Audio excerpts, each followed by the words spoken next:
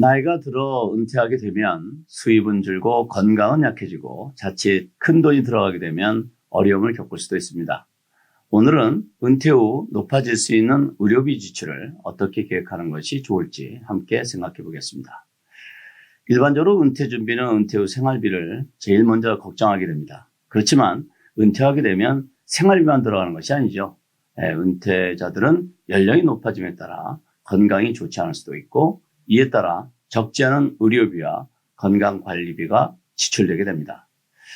의료보험과 정부에서 제공하는 메디케어 등 몇 가지 중요한 대책이 있을 수는 있지만 의료 비용은 미리 예측하기가 쉽지가 않고 의료보험이나 정부에서 제공하는 메디케어가 모든 필요를 충족시켜주지 못하기 때문에 이와 관련되어 미리 준비해 두는 것이 필요합니다. 은퇴를 앞둔 상황에서 은퇴 후 건강과 관련되어 발생할 수 있는 그 상황에 대한 준비해야 할 것은 건강이 나빠졌을 때 변할 수 있는 나의 경제 상황을 점검할 필요가 있습니다.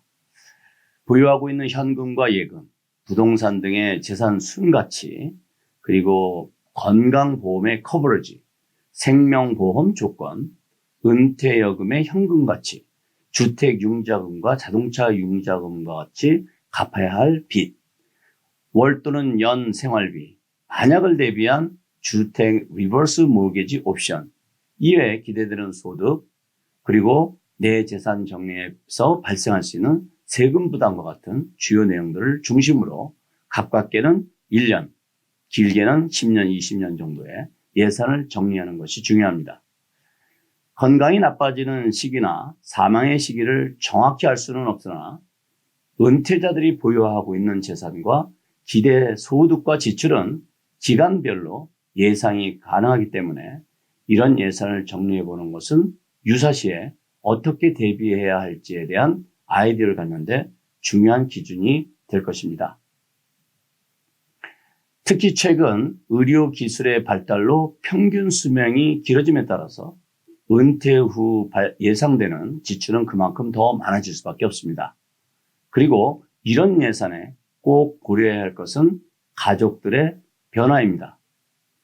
내 아내가 또 내 남편이 건강할 경우와 그렇지 않을 경우 지출의 변화 역시 중요한 고려사항입니다. 따라서 나의 은퇴연금은 물론 배우자의 근로 상황과 은퇴연금 준비 상황, 그리고 건강 상태와 보험 역시 중요한 변수가 됩니다.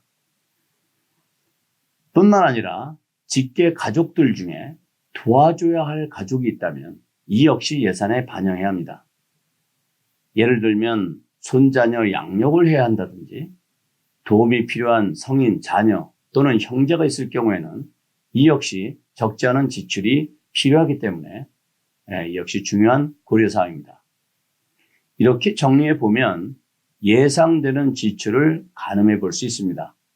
그리고 불확실한 요소로 인해서 예상 금액조차 계산이 어려운 경우도 있을 수 있습니다.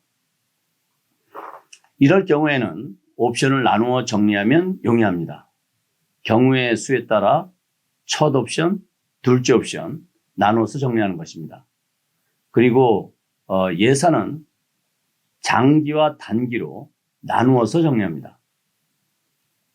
장기일 경우에는 물가의 상승률도 계산해야 합니다. 부동산 등의 재산은 가치가 상승할 수 있고 병원비, 약, 양로원 비용 등과 같은 비용들 역시 상승할 수도 있습니다.